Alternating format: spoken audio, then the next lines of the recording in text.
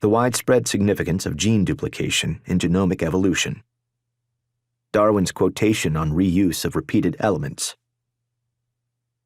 Although Darwin's On the Origin of Species focused on gradual accumulation of variation as the source of evolutionary change, he did clearly envision that similar or repetitive elements would likely be used in a variety of contexts.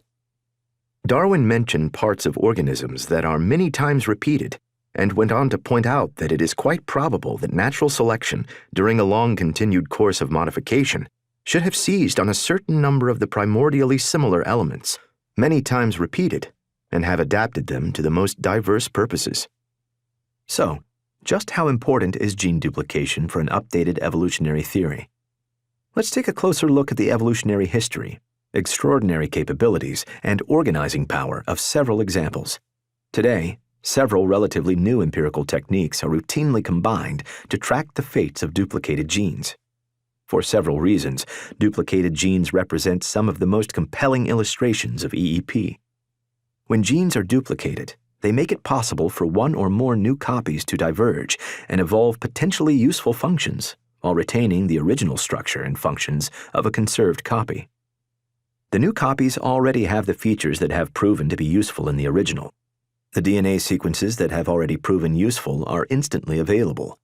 Any or all of the structural and functional features of the original, features that have already been tested and refined in the struggle for existence, including the ability to participate in signaling pathways, the ability to catalyze specific chemical reactions, and the ability to bind and interact with other specific molecular targets, are available to be deployed in a variety of useful ways.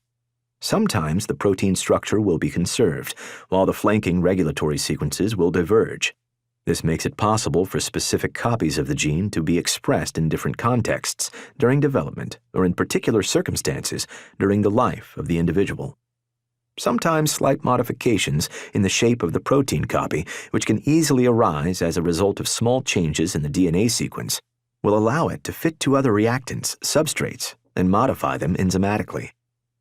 Since many gene duplications result in tandem copies, these copies will often be subject to self-accelerating gene duplication events, which can rapidly and dramatically increase the numbers of individual copies of the gene.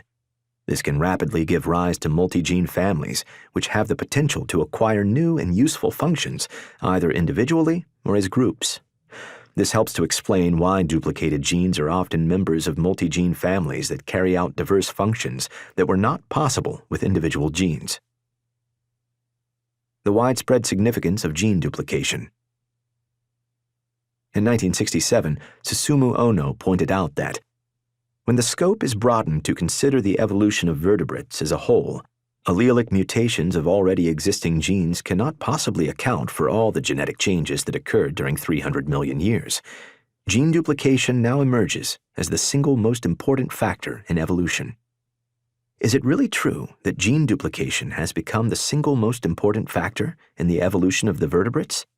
As it turns out, this is no exaggeration, because most of the protein-coding genes among a broad range of organisms, including the non-protein coding DNA sequences that regulate the expression of those genes, have evolved by this mechanism in the past 300 million years, and are responsible for the diversity of adaptations among not only vertebrates, but diverse species of plants and animals in general.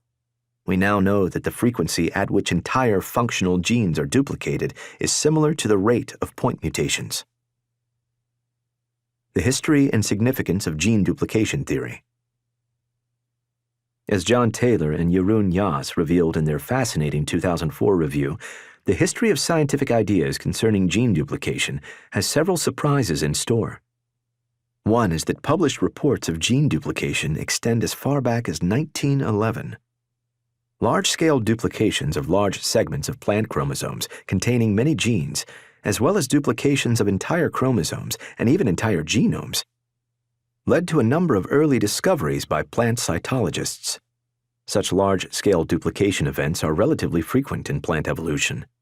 Long before DNA sequencing became available, both plant and animal cytologists studied chromosomes that are condensed during cell division. Duplications can be visualized by repeated patterns of banding rendered visible with special chromosomal stains. The banding patterns of these stained chromosomes make it possible to systematically compare the structure of the chromosomes of related species and to detect changes in chromosome number and chromosome structure when they occur. When such changes occur in the sex cells, they can contribute to evolution if they prove to be useful in the struggle for existence. The idea of gene duplication became more widely known in the scientific community with Ono's 1970 publication of Evolution by Gene Duplication. But to this day, most of the general public is blissfully unaware of the significance of gene duplication, which has arguably played at least as important a role as point mutations in the evolution of our own species. Natural selection of duplicated genes and their protein products or regulatory functions. One of the most important evolutionary consequences of gene duplication is that the duplicated copies are free to diverge and be reused while preserving the function of the original copy. During the divergence of duplicated copies, point mutations, changes in single DNA nucleotides, can play a synergistic role with gene duplication by leading to either sudden or cumulative incremental changes in the duplicates. When duplicated pairs of genes take on different functions, this is called subfunctionalization. Alternatively, the new duplicated copy may evolve a new and separate function. This is called neofunctionalization. Complex phenotypes have evolved from multigene families.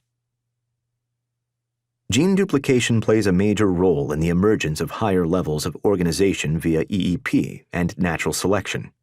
For example, the sense of smell plays a central role in interactions between predators and prey. Several generative phenotypes work together to generate the structures and functions that make this possible. The ability to detect odors depends on sensitive interactions between cell surface receptors known as olfactory or odorant receptors and the molecules that represent various aromas. Odorant receptors are members of a large multigene family that arose by numerous gene duplication events. This multigene family consists of a particular class of transmembrane proteins known as G-protein-coupled receptors, GPCR, that play a variety of remarkable functions in specialized cells. One of the principal ways that keen senses of smell have evolved is by expansion of the olfactory receptor multigene family. Dogs, for example, have up to 40 times greater smell sensitivity than humans because they have up to 40 times more odorant receptors. Dog owners are quite familiar with the extraordinary ability of their pets to track and distinguish between faint odors. Of course, the evolution of the phenotypic gestalt of each species, the ecological phenotype, involves the coevolution of several generative phenotypes. In addition to the expansion of the olfactory receptor family, dogs have also evolved a bony shelf inside the nose that makes it easy for odors to stick to the receptors.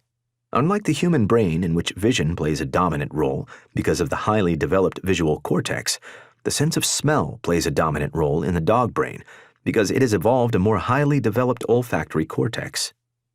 The olfactory receptor multigene family provides a concrete example of the important role played by gene duplication in the evolution of complex adaptations. Since duplicated genes are derived from already functional copies, this type of genetic variation has non-random characteristics.